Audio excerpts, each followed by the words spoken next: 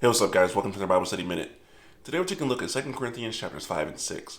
And these chapters really just pick up exactly where Paul left off at the end of chapter 4, where he was talking about the temporary sufferings that we deal with and how they compare to the eternal weight of glory and future that we have to look forward to in Christ. And part of that is the dichotomy between the bodies that we live in now and the spiritual bodies that we're going to receive when we get to heaven.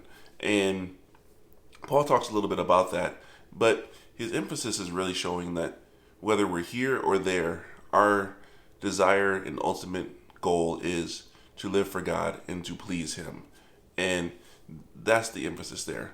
And then he goes on to talk about how we are called by God to be ministers of reconciliation because God Himself is reconciling people to Himself, and He's using us as the means of doing that by having us share the good news that we've experienced through faith in Jesus Christ and how we receive all the promises that He's talked about, such as the new spiritual body that we're going to receive and just the forgiveness of sins and all of that, and really how God has entrusted that to us to share with others. And that is a serious task.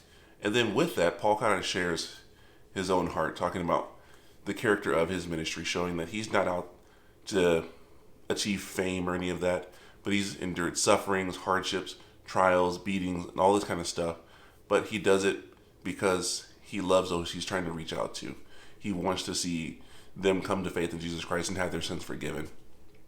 And then finally, he talks a little bit about how we are called to be set apart because God, much like He called Israel to be set apart, He's calling us to live set apart. So that means that we can't necessarily entangle ourselves with some of the affairs with unbelievers and allowing ourselves to be closely knit and tied with them. Now, it doesn't mean that we don't hang out with them or any of that kind of stuff, but there are some kind of deeper relationships that we have that shouldn't be had because we are believers and called to be set apart. And that means that we have to do things differently and can't go down the same path that they go.